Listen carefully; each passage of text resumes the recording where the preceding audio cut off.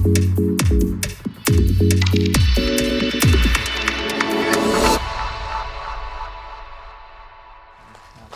afternoon, everybody. Delight to be here and have the chance to talk to you a little bit about what we're doing in the Faraday Institution and then take some questions later. The Faraday Institution, as some of you probably know, is part of the Faraday Battery Challenge, which I'll say a little bit more about later.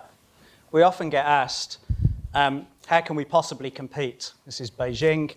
How can we compete with the Chinese? How can we compete with the Koreans? How can we compete with the US? And isn't this all too late and sort of the game is over? And you might usefully conclude that, I guess. China accounts for currently half the world's production and sale of electric vehicles. Last year, they put about $1 billion into incentives for people to buy electric vehicles. I just learned earlier this afternoon, actually, that you need a permit to drive in Beijing. And the quickest way to get a permit in Beijing is to buy an electric vehicle. Then they'll give you one. Otherwise, you have to go into a lottery and hope that you get one. So a lot of incentives in China. They make over 500,000 cars a year, electric vehicles. And actually, their car market now is larger than the US is. So we're not going to be able to compete on scale with any of that. So the UK has to compete on a completely different basis. And that's really a large part of what the Faraday Battery Challenge, and in particular the Faraday Institution, which I lead, is really all about. And I think we start from a good place. The public are ready for electric vehicles. I'm not sure electric vehicles are quite ready for the public yet, and we might talk about that, range anxiety, charging infrastructure, all of that. But there's an appetite amongst the public to move to electric vehicles. We have a great automotive industry. And there's a lot of will to protect and harness that and allow it to grow and develop. And part of what we're doing at the Faraday Battery Challenge is to help that. The Advanced Propulsion Centre are doing a lot that supports that industry as well. And already the UK produces nearly a quarter of low-emission vehicles in Europe. So again, we start from a very good place. The government support for the Faraday Battery Challenge is part of that. That's £246 million over a 4-year period, split into 3 parts. One part is to build a battery industrialization centre, which some of you may be aware of. That's about a third. About a third is in collaborative R&D projects with industry partners, industry collaborators, quite often academia. And about a third is for the Faraday Institution to do fundamental research. And we started with our focus on electric vehicles, but certainly for the Faraday Institution, the intent is that this would be a 10-year program, recognizing this is long-term research. But the reason we're really going to be able to compete here is because what we do have is we have some great academic institutions and some great engineers and some great scientists. We don't necessarily have enough of them, and they don't all necessarily work together in pursuit of one particular goal. And again, I was just hearing earlier today that while it sounds like China have a lot of people working on this, which they do, there is a tendency for them to work in silos and compete with each other. What we're trying to do in the Faraday Institution is to break down some of those boundaries. So what we're doing is we're assembling large integrated teams with a research goal that is defined by industry. So in particular, we started with the car industry, but I'm now in conversation with other industries. What do you need a battery to be able to do to sort of leapfrog the current technology and encourage people to take it up? So, cars, it's relatively easy.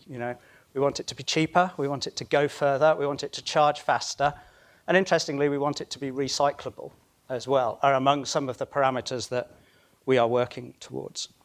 So we're taking on those challenges. We're getting the best academics in the UK working together, not competing. That's quite a shift. We all know about Oxford, Cambridge, but other academic institutions compete for resources and compete with each other. And we're not going to win on that basis. We're only going to win if we actually leverage all of that talent across all of those great academic institutions to work together to solve some of these problems more quickly than anybody else. And I'm sort of bored of the story almost myself now, but I'll tell it you all again. The lithium-ion battery, which is sort of ubiquitous today, and certainly in electric vehicles, was invented at Oxford University, commercialized by Sony. What we're trying to do is invent the next lithium-ion battery, or a better one, and make sure it's commercialized by a company based in the UK. What we're also doing with these research projects, though, we are actively managing them. This is not a fire and forget funding model. We talk to the research teams, and these are large projects. We've got 4 big projects running. They're 10 to 12 million pounds each over the 4 years. We're talking to them every 2 weeks. We're having a face-to-face meeting every month. We're having a deep dive with a team of experts every 4 months into the program. And we are going to change those programs and are changing those programs to make sure they stay focused on industry needs and to make sure they're delivering against the goals that we've set them. The good news is, if they are, and we see some great opportunities, we can double down and increase the funding and try and move as quickly as possible. The bad news is you don't get 4 years worth of funding that's going nowhere. We'll fail fast, we'll stop, and we'll move on. That's how we're going to really compete, if we can leverage all of that talent. Our goal is to make it a scientific breakthrough. This is not about incremental improvement. This is about making a step change over the next 5 to 10 years where the UK will own this technology. What we're also working on is the capabilities, the scientists, the engineers who are delivering these programs. Who are the next wave? You knew the waves would come into somewhere. Who are the next wave of scientists and engineers? We already know there aren't enough in the UK. If we attract investment in battery technology here, we don't have the scientists, we don't have the engineers, we don't have the technicians who have all the skills and capabilities to run this industry. So we're playing a long game. This is York Minster. Apparently, it took 250 years to build York Minster. That's like 10 generations of people, the architects, their sort of sons, daughters, built this. We know we haven't got 250 years, but what we're doing with the capabilities is trying to build that next generation. So wave 2, wave 3, wave 4 of this technology development, we have the experts sitting here in the UK working together to move this industry forward. We have 4 fast start projects going already. We're about to launch calls next year for the next wave of investment. We have about 80 million in total. I mentioned earlier we've invested about 40 million or committed about 40 million. We have about another 20 or 30 million that will commit to this. So this is a big, big commitment. We're working on battery degradation. How do you stop batteries degrading quickly? How do you model how they perform? So in the battery management system in the vehicle, you know exactly what's going on. You can get the best performance out of that battery. We're looking at how you recycle it. Relatively small percentage of a battery is recycled today. We want to get that well over 90, 95%. See if we can create a circular economy around the materials that are used for batteries in this country. There is a whole industry there that doesn't even exist today that the UK could lead on. And then we're also looking at a solid state battery using completely different electrolyte, much lighter, much safer, will be much better from an electric vehicle perspective, but actually much broader applications than the traditional lithium-ion battery.